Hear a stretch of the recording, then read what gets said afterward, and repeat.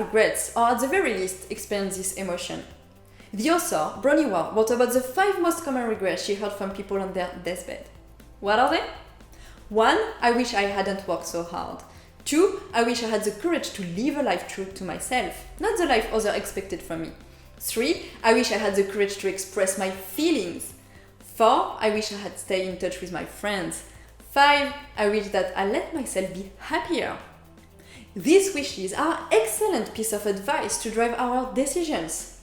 And for many, it's common sense. It falls into the obvious category.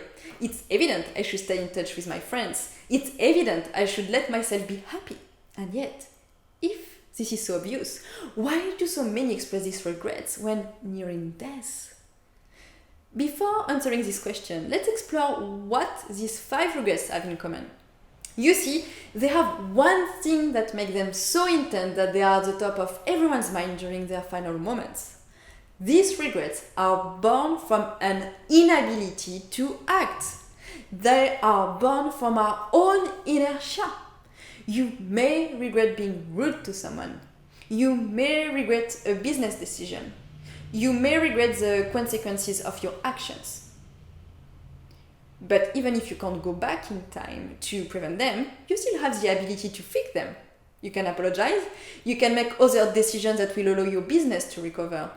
And over time, the intensity of your regret can diminish. It's like putting some balm on a wound. It won't make it go away, but it will appease it.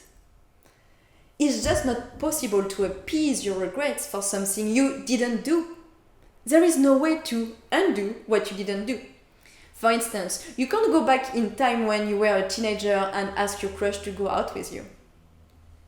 The psychology doctors Thomas Gilovich and Victoria Medvec explained that as time passes, the intensity of our regrets, born from our inaction, increases. It's partially due to the many interrogations left unanswered. What would have happened if I had done this? What would have happened if I decided to give it a go? What would my life look like now? The sad truth is that there is no way to know. There is no way to get closure. So back to the initial question. If we all know what we should focus on to avoid what we might regret most at the end of our life, what is it that leads so many of us to express these regrets anyway? One reason is overthinking. We fear the potential results of our actions. Thinking that we could make the wrong decisions generate anxiety, and we decide we are better off to do nothing, to remain in the status quo. And this is the important point here.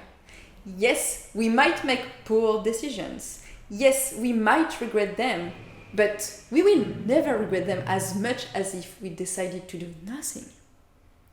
If we don't take actions, we can't learn from the outcomes. We can't progress. We shut down our ability to grow, which is ultimately the worst regrets to have. If you like this video, leave me a comment. And if you want more, follow me on my social. See you soon.